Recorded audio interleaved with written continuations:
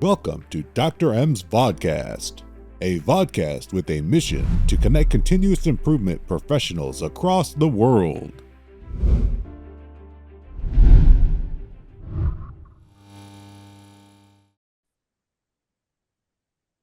Sir, namaste. Namaste. Yeah, we say namaste because it's time neutral. So it's good morning, good afternoon, good evening. And we say that to welcome people and we say, see you again. So I do my standard work of introducing you. Everybody knows you, sir, but then I had to do my standard work. Here we go.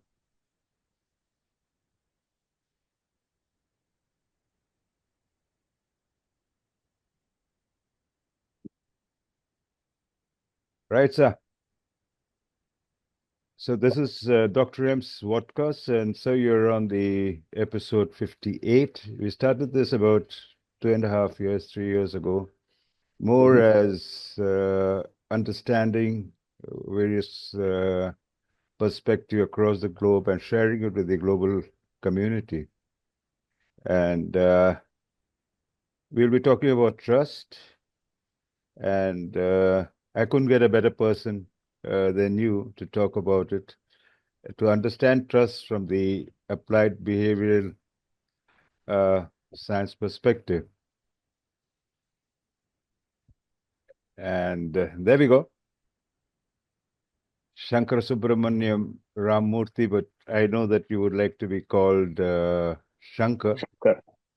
So there we go. And you're the director of the board of NTL Institute of Applied Behavioral Science, US. And then I know you for nearly 2 decades now. And as a president of Indian Society for Applied Behavioral Science in India.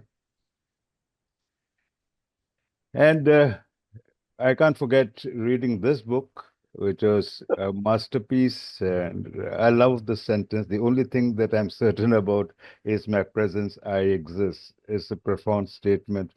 I thought I'll just put this up and I'm sure you, somewhere down the line, you would touch on this. So over to you, sir. Understanding trust from the applied behavioral science perspective. Here we go. Yeah, thanks. Thanks, Mohan, and thanks especially for being very particular about the way you introduced me and then also quoting a line from the book. And I'm happy that you found that book meaningful. By the way, the sequel to that book is just around the corner. It should be published in the next 1 month. It will be called Asanga. Asanga means unattached. Yeah, so that's the next version of the book that should come. Yeah, so thank you very much for inviting me to talk about trust. It's a very loaded word. And I was just looking at how the Indian ethos around trust is. And mostly the word trust is also kind of associated with faith in our country. And also remember that faith does not necessarily mean blind faith. I assume it is blind faith, but it's like faith that everything will go well, faith that things will happen positively.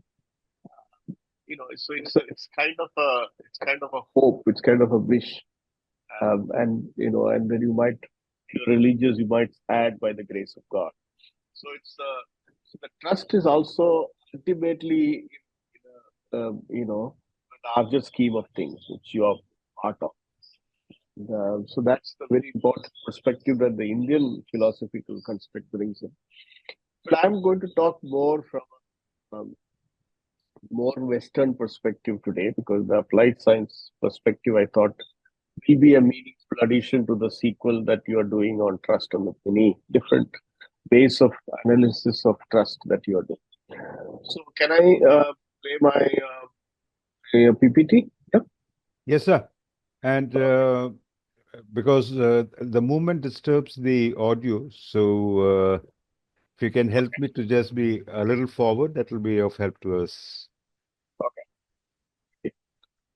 All right, so here we go. Understanding trust from an applied behavioral science perspective. Um, so, what is trust from an applied behavioral science perspective?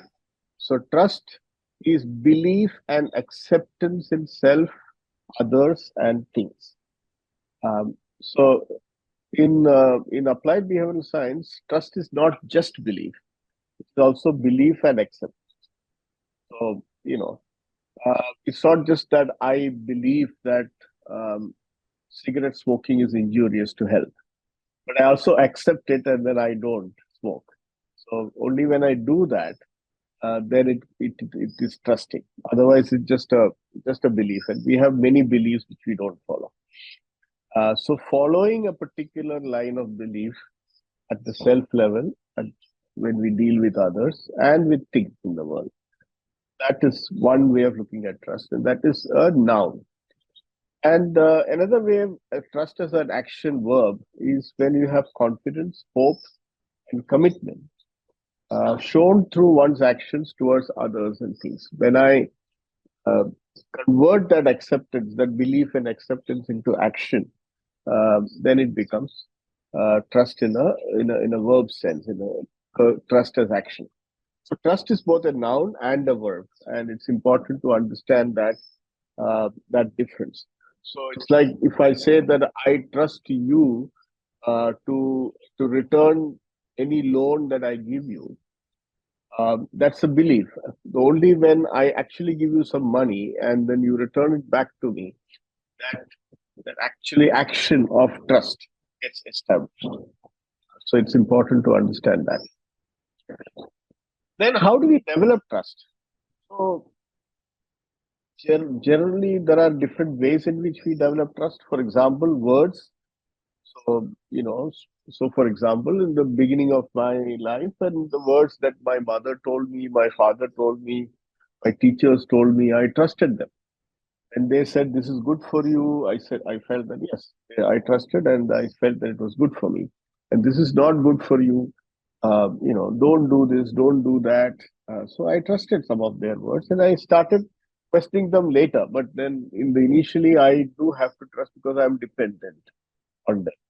And written words. So what I read in a book, especially books which are written by people whom I believe have expertise and understanding of a particular thing, they help me to develop trust in that particular area. The second way I develop trust is acts that I have seen or heard. So somebody told me that this person is good because he acted very compassionately with somebody else. I never saw that, but because the person who told me I trusted that person, I believe that. So actions that I see or I hear.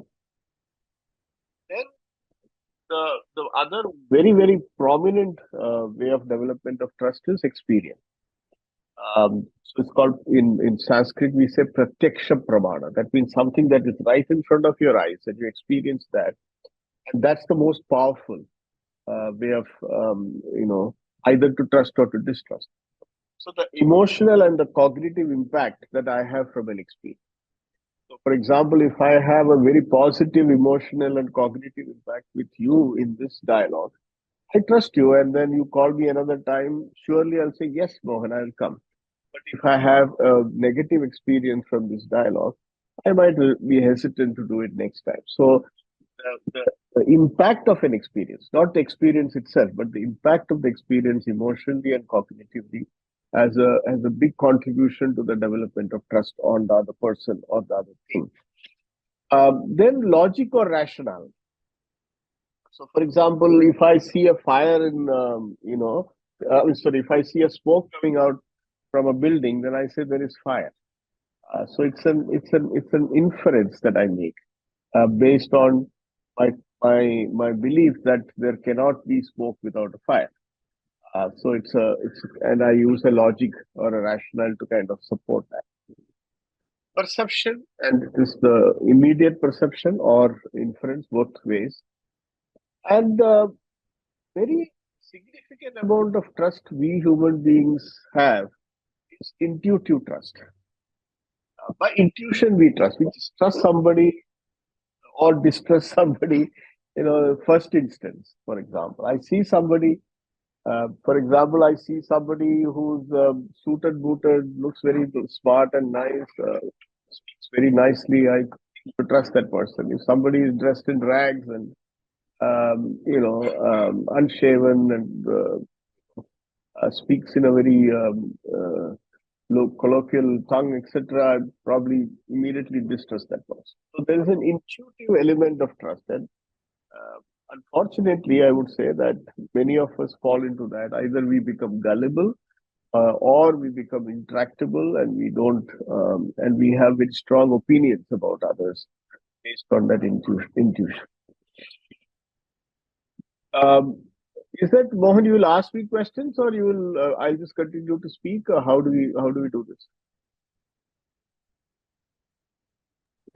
You finish your Okay. you You will finish the come in whenever you like. presentation, and maybe at the end of it we have certain dialogues to understand certain things in the organizational context also. So I'm just going to go through your presentation, and then at the end of it we can exchange views. Is that okay with you? Good. That's good. So let me tell you a story about how the development of trust happened to me. So I just thought I will just share it with you. So I was born in a large family in Cochin in Kerala. It was a joint family. There were huge property with 3 houses in that same property. Where my parents, my sisters, my brother, and also my uncles, my aunts, and my cousins, and all of us lived in one particular kind of place. And interestingly, there was no gate to the to the property. There was just a kind of a rickety thing just to prevent cows and all that to come in. Other than that, there was no locks in the gate, no locked doors in all the 3 houses. Not even the rooms where people slept. There was no concept of bedrooms in those days. I mean, there were just rooms, but there were no locks in any of the doors. My grandmother allowed everybody whoever came, walked in, don't stand there, wash your feet, and come inside the drawing room. But she was very particular that nobody can go into the puja room or to the kitchen. That only she has, and she and the people in the family were allowed to. But everybody was welcome to the drawing room, and everybody was offered something to drink or something to eat when they came. So it was where we trusted everybody. There was no question at that point of time that if somebody is coming to steal or somebody is coming to attack. So the way I was brought up is to trust everyone, irrespective of how they look, how they came, whether they were part of the family, they were strangers. Everybody was welcome. The home was open. Till a particular point, there's the private part of the house was only the prayer room, and the kitchen, because the kitchen and the prayer room were both sacred places. In fact, you cannot walk in with a chapel, or you could, these are sacred places. But rest of it, and and I remember sometime I have spoken to my grandmother about it. What happens if somebody comes to steal or something like that? And she used to say, God will take care of it. In God we trust. So there is a larger scheme of things, and the belief in fate, the trusting in fate, that if something has to go wrong, it will go wrong. Nothing will go wrong as long as we are protected by God. So that implicit trust in a larger scheme of things is how I was. Some of us have had, and many times that experience of our childhood, sets the tone for how we trust or mistrust people in our life. So I was thankful that I was born in a family where there was a lot of trust. Some people unfortunately have bad experiences, and that continues throughout their life. Now, when we have to trust others, so the the three dimensions of trust is trusting self, trusting others, and trusting the world. World means things. When it comes to trusting others, there are three levels of trust. The basic level of trust is inclusion.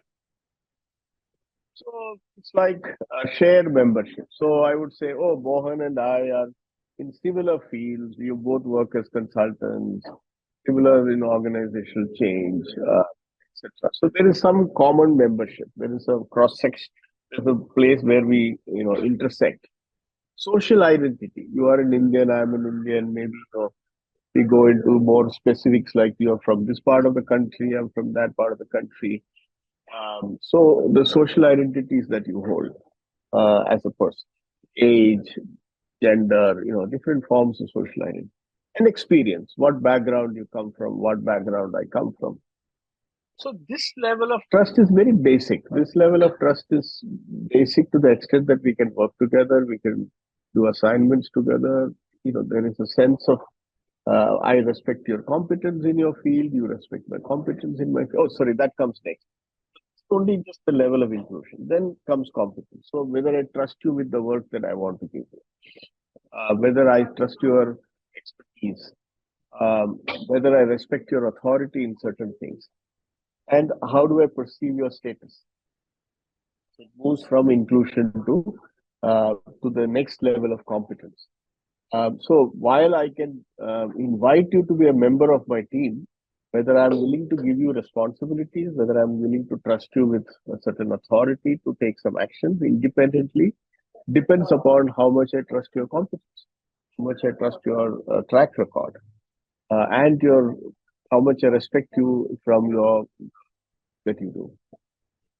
This is second level of trust. The more deeper level of trust is intimacy, where I love you, like you, and there is a relationship that we have. And as you can see, as you go from one level of trust to the next level of trust, you will drop some of the elements of the first level of trust. For example, I will suppose I meet you in Europe or somewhere else because you look like an Indian, and I see you on the road. I say hi because you look like me. You are an Indian. I may not because there is an affinity because of social identity. Okay? But if I already know you and I respect you, consider you as a competent person, that social identity doesn't matter whether you are a man or a woman or an Indian, American or Mexican. It doesn't matter to me anymore because I am going by what you bring on the table, not who you are basically, but what you bring on the table. And when I go to the third level where I like you, I care for you, I'm intimate with you, I love you, I have a relationship with you of care and trust. Then it doesn't matter whether you have the competence, whether I respect you for your authority, etc., or which caste, class, or place you come from. It doesn't matter. So as you transcend one level of trust, the previous level, it's like almost like stones, walking stones. So you cross one stone and the previous stone is of no importance to you.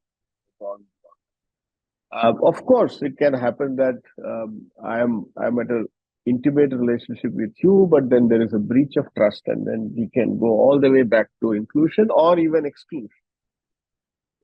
Sometimes that happens when people are in very deep relationship and there is a breach of trust, and then you say, I don't want you to be in my life anymore. So it's almost like exclusion, complete distrust. Distrust that can happen. Then how do we trust others from an action sense? Sometimes we just trust people because they are supposed to be following rules and duties. So I hire a taxi, and I trust that the taxi driver will take me, from place A to place B without much any damage to me, because I believe that the taxi driver has learned, has got a license, he's driving on the road, and he follows the rules of the road. And as long as he follows the rules of the road, I will be safe and I'll be able to reach the other place.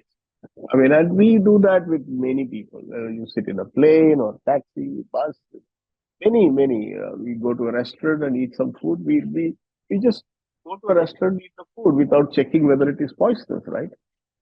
We believe that that restaurant makes good food because they follow certain, they are certified by the Food and Drug Administration, and processes they have followed. Then we trust based on confidence because they lived up to our expectations previously. So I'm a manager in an organization, and you work for me, and you are my consultant, and I give you an assignment, and when you did a good job, and I'm happy with what you delivered. So the next time I say, okay, let's go back to Mohan and give that work because there's a confidence that he will be able to deliver. Trust based on confidentiality. That we trust very few people. So trust based on duties and roles, thousands of people. Trust based on confidence, maybe 100. Trust based on confidentiality, maybe 10. People whom we believe will trust what we tell them. They don't badmouth us. They don't talk badly about us. That keep our personal matters confidential. So maybe 10 people. And then the last one, trust based on vulnerability. Those who are vulnerable with us and whom we allow ourselves to be vulnerable with them. That I can cry on somebody's shoulders. I can share my most intimate details to that person. Or that person can do that with me. How many people? Five at the most. So if you go down this action model, you'll find that the number of people who are really engaged at the very deep level of trust with you. And the same applies to the earlier model that I talked about, the inclusion, acceptance, intimacy model. Both these models, you'll find that as you go from one level, inclusion, I may have hundreds and thousands of friends. Acceptance based on expertise, the people who I really respect, maybe 15, 20. Intimacy, maybe less than 10, single digits.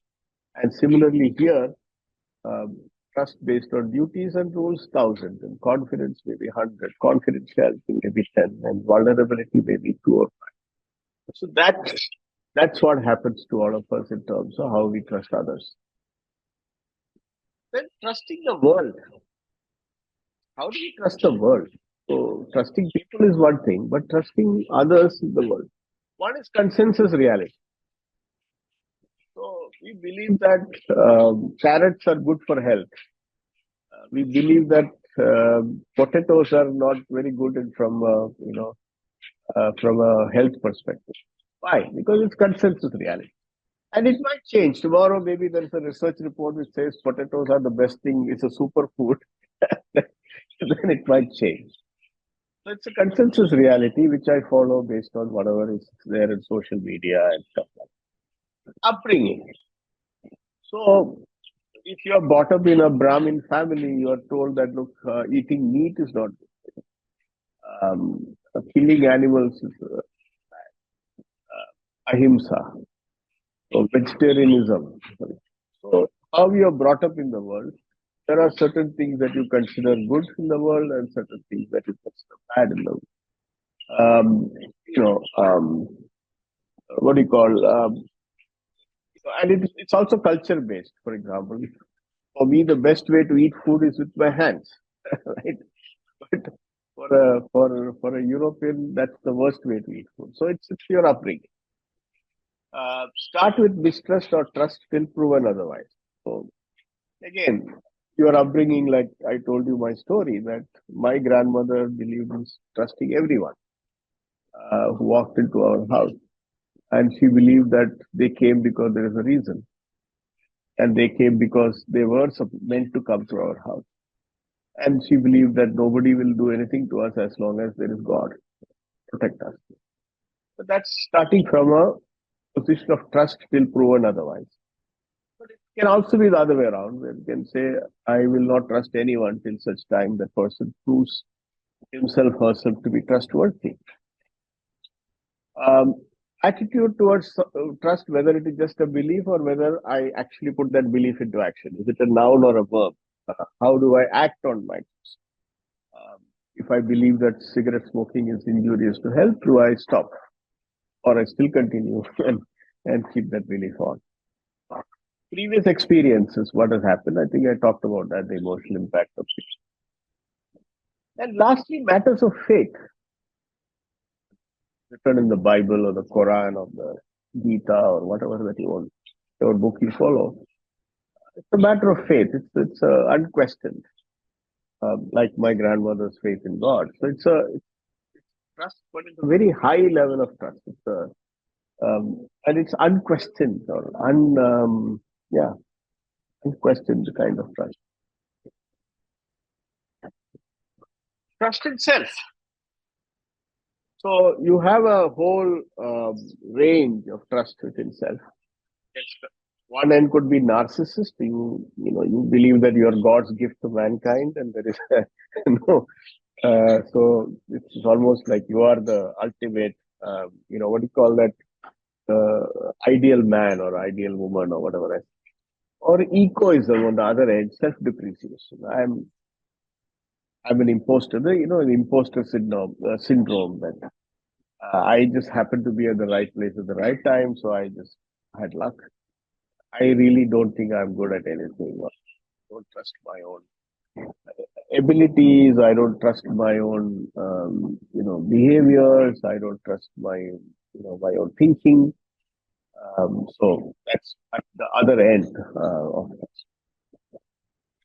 Acceptance of oneself with all the diversities within. Many of us accept some parts of ourselves and not other parts. So I say that, okay, these are not, I disown these things. I don't trust these parts. I don't trust myself after having a couple of drinks. So that's, or I don't trust my sense of my upbringing as a Hindu or a Brahmin or whatever. So some of the diversities, the social identities that I don't trust. Or I accept everything in me and I trust all that is me. The third kind of looking at trusting self is seeing others in self. That means that see a connection between you and others. I see parts of me in you. So I trust that.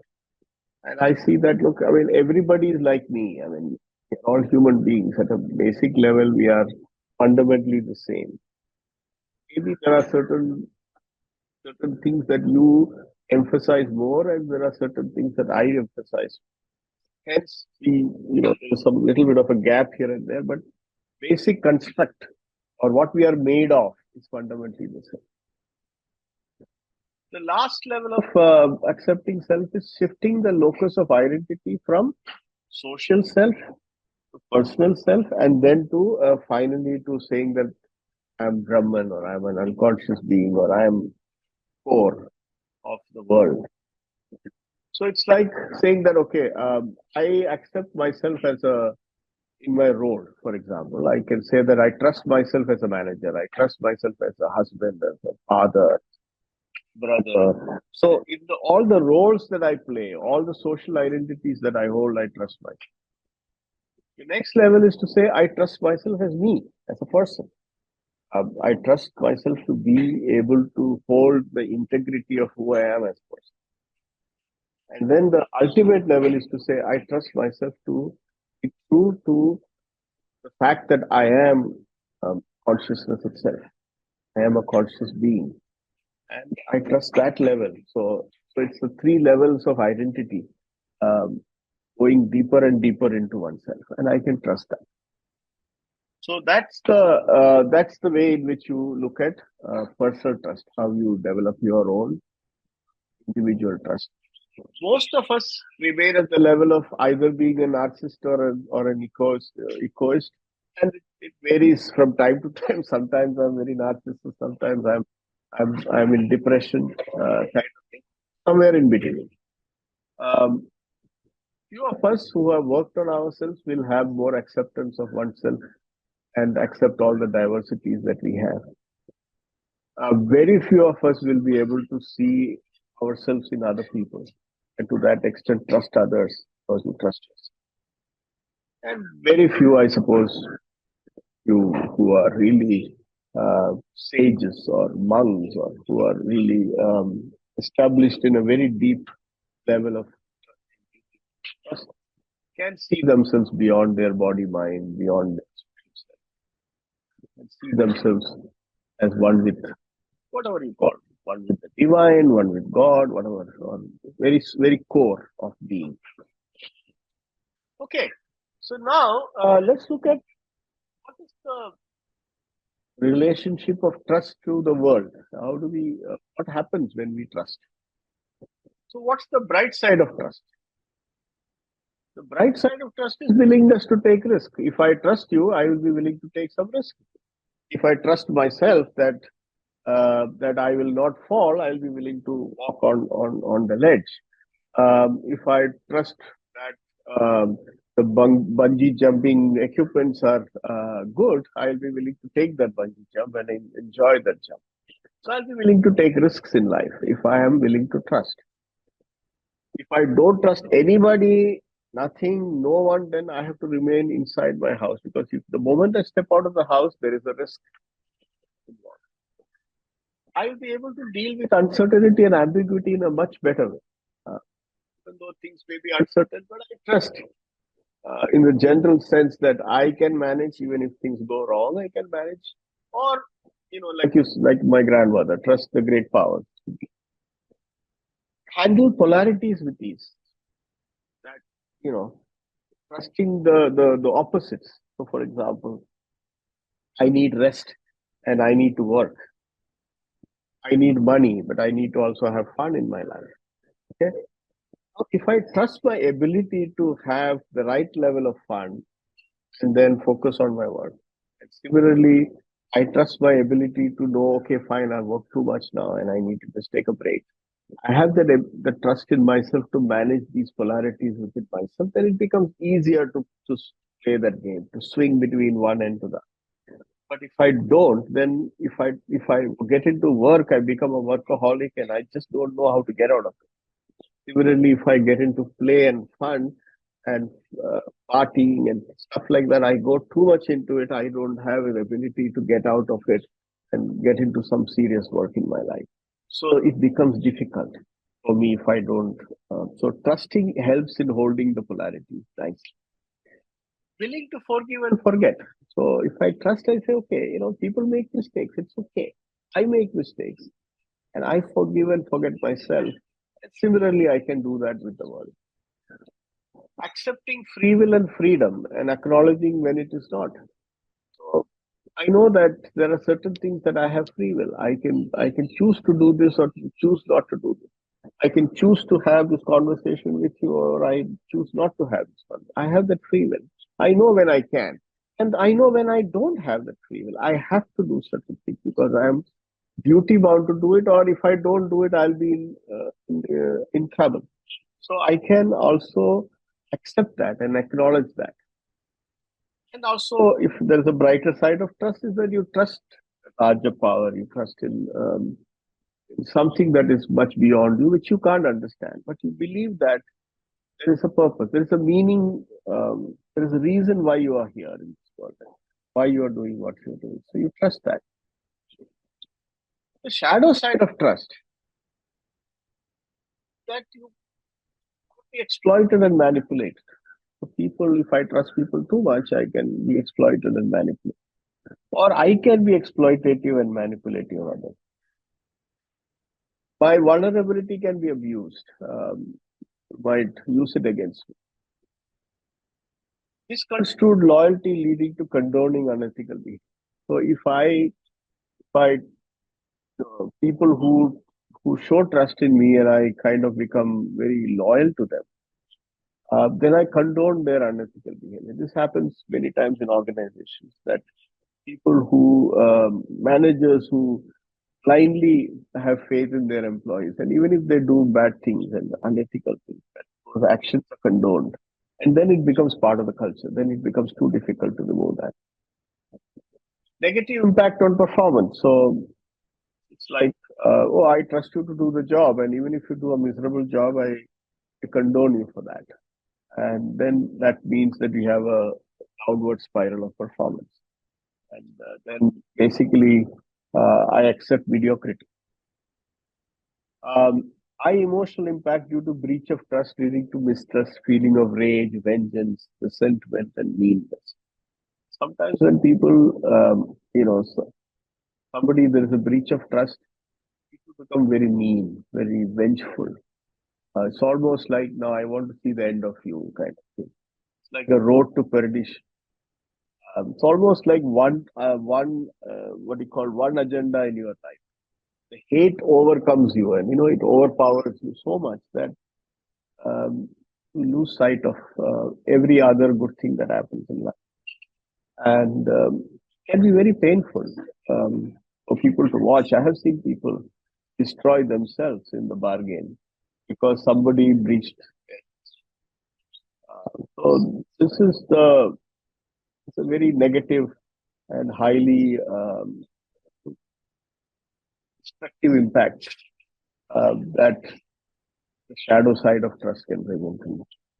Um, and people have lost their marbles also. So I will end by saying this, that the serenity prayer, that final level of trust is to accept that there are certain things that cannot be changed. To accept that there are certain things that can be changed, and I need the courage to change them. And more importantly, to trust the wisdom that I have to know one from the other. And this is the standard serenity prayer. I just added this one more line there, saying, I trust you, God, to give me that wisdom. So either I have the wisdom or I have to trust the power beyond me to give me that. So that is the last level of trust that we talk about. To know what I have to accept and what I can change, and give me the courage and the wisdom to. So that's where I stop here sharing, and we can have a free flow conversation, whatever you would like to know or clarify. Shankar, first thing, thanks a lot. I'll tell you why. Because I had so many questions, so many beliefs in myself, so many concepts of trust. And I found right from your first slide till the end, it was overlapping with all my thought processes and what I thought trust meant. Now, that puts you into a larger orbit. So I would like you to come to Dr. M's Lounge. That is a platform that I provide, in which what you said right now would be taken as a prelude. And the guess, it's an open webinar. And whenever you feel it's okay, we can organize that. This will be published, of course. And people from across the world have come and join it. Minimum about 20 to 35 people definitely join it. The reason I'm saying that is, which I believe, as you rightly said, trust is contextual. It is has an element of cultural factor into it. It's got an individual factor into it. It all depends where you are at that point of time with vulnerability. You touched all the aspects, all the dimensions. As a matter of fact, with Lani Wilson, I did the trust factor, which is called the anatomy of trust. The way Lani from Texas expresses, the way you express, the sum and substance is more or less the same. But the fact remains that all the relationships, especially in an organization, especially from the domain that I come of, where we believe in continuous improvement and respect for people as two pillars for as a domain for excellence or operational excellence, what have you. There are certain questions that arises because everything is linked on this glue called trust. So I agree with everything what the Western people have said, the Eastern people have said, Europeans, whatever you want to categorize it.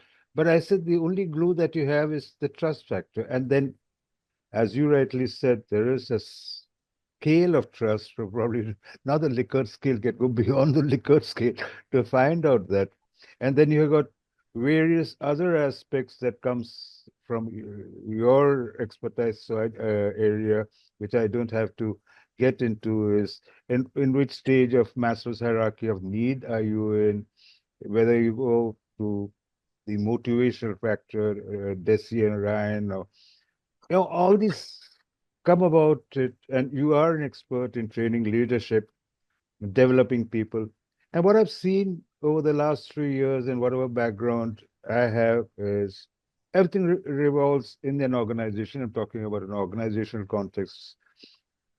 Is how you develop people, how do you delegate, and all the things that comes with management, leadership. As a matter of fact, I really asked somebody, where do you draw a line between a management and leadership? Because everything is pointed towards leadership. And then it's so interesting thing, and we need to probably get the cultural aspect for it. So I'm inviting you straight away to whenever you are free, whichever May, June, whenever you're free, we launch it. Although this time I'm going to launch it probably by tomorrow or day after. It will be on LinkedIn and YouTube. There is the other factor which is related to trust. How do you which you touched on, that you just walk into an organization, enter the gate, you punch into the gate, and then you said, now look, this is show respect for people, and you go home, and then you know that the home atmosphere is totally different. I mean, it look as if that you can isolate yourself from one situation to the other, lock in and lock out, whatever it is. We talk about that when the group meets. There are various models to talk to you about. It'll be quite interesting. And of course, Can I respond to this sure, aspect of? sir. Sure, sir. So let me just go back to my presentation a little bit, because this is important what you are talking about. So if you apply this model of trusting others action model onto organizational context. Now, like you said, that when I punch in into the organization expects, or I trust the organization trusts me as an employee, etc., etc. You look at it, that's the rule and duty based trust. Okay, because you are given a role, you are given an appointment letter, you are given a set of roles and responsibilities. There is a organizational discipline and policies to be followed, etc. The expectation is that you will deliver as per the expectations, as per rules and regulations. Now, it's a very basic form of trust. It's like that taxi driver who, if the moment he cuts a signal, you are going to lose a trust, right? One signal he cuts, and you are going to lose the trust, and then you're going to tell the taxi, drive slowly, okay, or don't do this, etc., etc., right? So, some organizations go a little more further below and then talk about building confidence. So, how people have lived up to the expectations, set expectations, raise expectations. Both ways, I'm talking about. It's not just the organization to the employee, but employee also to the organization. So, now, if you look at it and then you go further into trust at the level of confidentiality, how much you hold organizational information, how much you are privy to very confidential data, that depends on how senior you are and how much the organization believes in your ability to hold all those information. And then trust based on vulnerability, basically, in the case of an organization, it's about how much you know the internal details of the organization's working, how much you are aware of the strategies, the financial numbers, all. So many organizations and many managers remain at the first or the second level at best.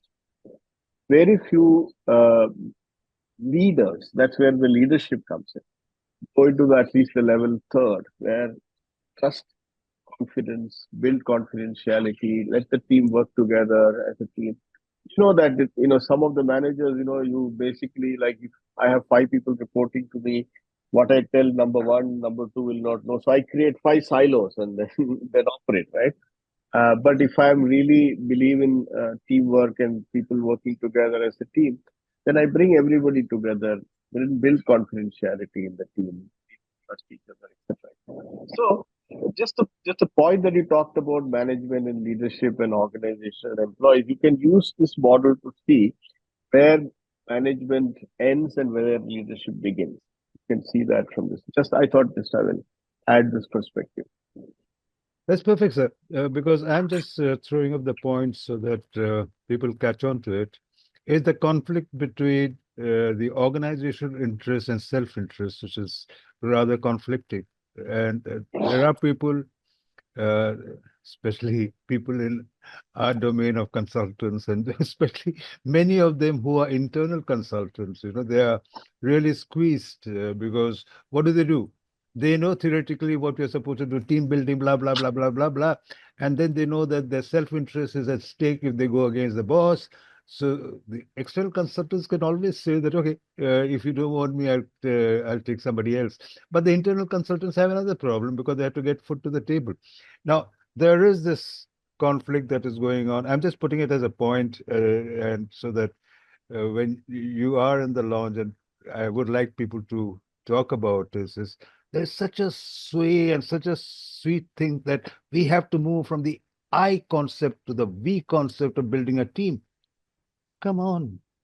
I entered your organization for my survival, for my family, and now you're going to say we are the extended family. But then you look at the roles and responsibilities and the interest vested on them, each of them, from the leadership to the stakeholders to the employees, etc. They all differ. Now, how do I build a trust, a vertical trust, a horizontal trust? How do I start doing?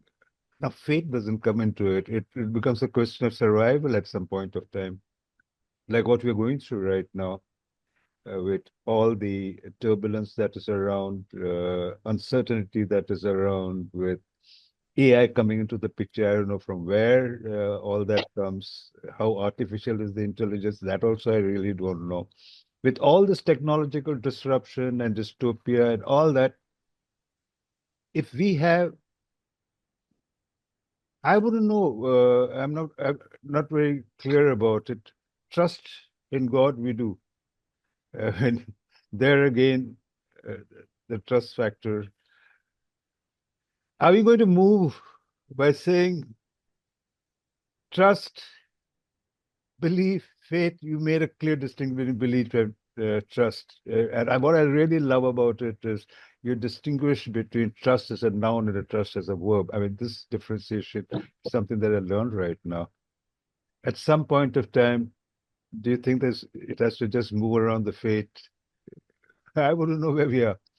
So, but one thing for sure, this is one topic that I'm really interested in, and many of us are interested in.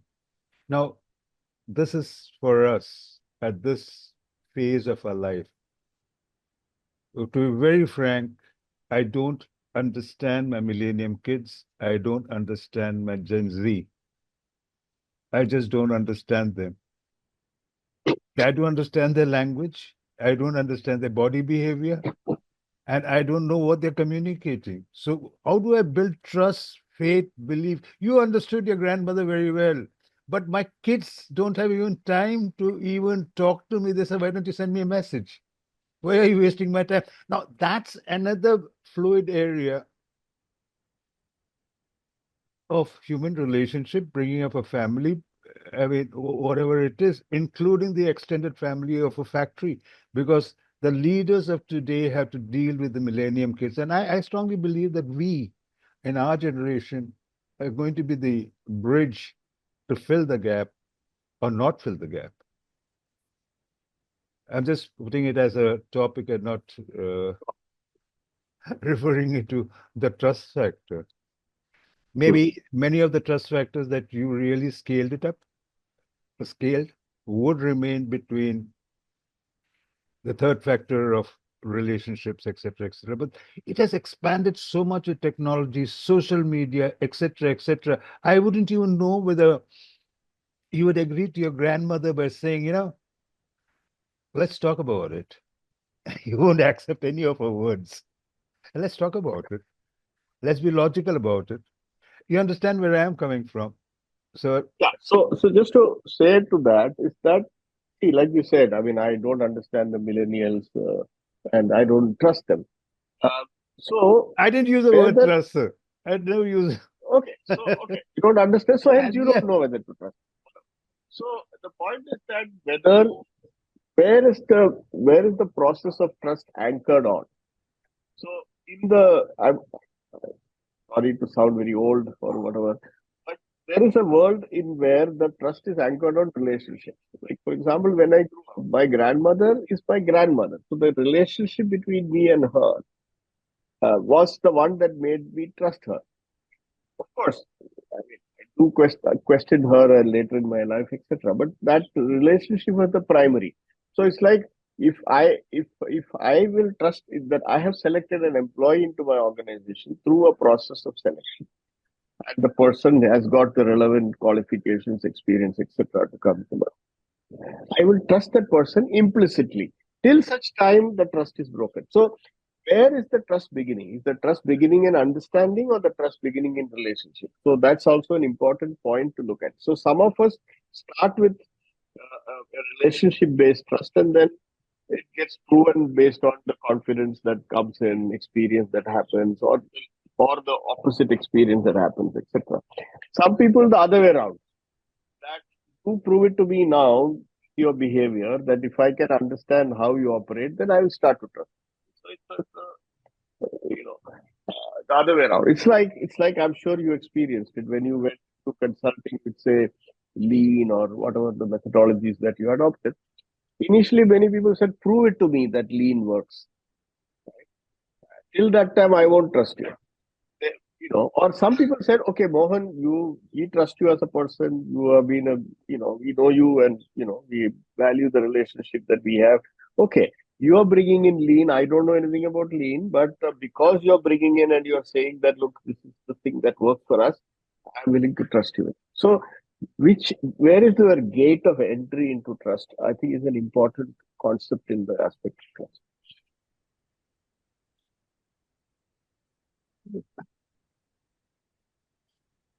now you see there are so many things going in my mind. However, uh, I promised you, committed to you that it's going to be an hour. So I just saying that one would like you to come on the launch, and that will be because we'll have a lot of other views that is coming up.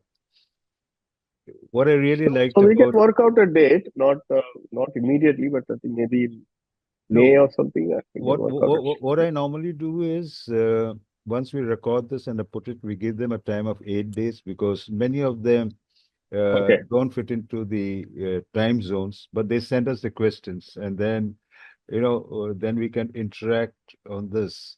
So we would be very specific on the factor of trust. I'm not getting the Zen Z. Well, that all depends on when they want to bring it up. I'll leave it to that. That's quite open. There are certain models people are fixated on, and certain models they are not. But one thing that I really liked about what you said is couple of words that comes as far as the individual, and that is very important. What you said on an individual thing. Do you trust yourself with respect to your credibility to yourself and your confidence within yourself based on your competency, etc. I mean, and that's what we also say. I mean, before you teach Kaizen, other things, first Kaizen yourself first. So that's part of it.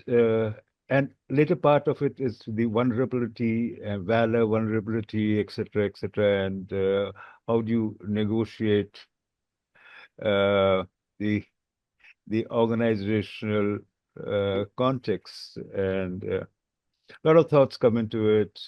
So actually, you would be knowing during our time we used to have a very, very popular gentleman, Sharu Raghanika, Hmm.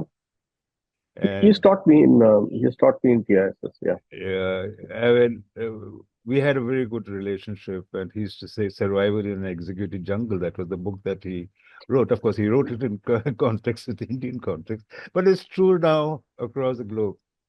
So, sir, and the other thing that you said is contextual. It is there's a certain degree of vulnerability. And this reminds me of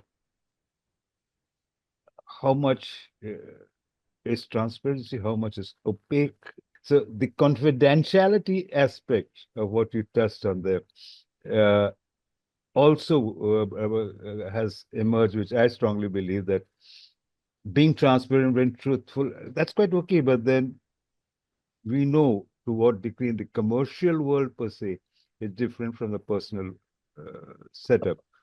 So thank you very much, sir. And looking forward to a good session. It is very informative. It does get into the sequence of models that I have been looking at, and you have covered all of it. And I'm sure in the launch we'll have a lot of takeaway, because that's one factor that is affecting my guess that comes right from Canada right down to New Zealand. So they come up with all these questions, and this is a human factor, and it'll help us and all of us. Thanks a lot, sir. Stop recording. Thank you. Thank you. But I would like you to be here so that I can say a little more things personally. So I'm going to stop recording. Thank you very much, sir. Thank you. Grateful to you.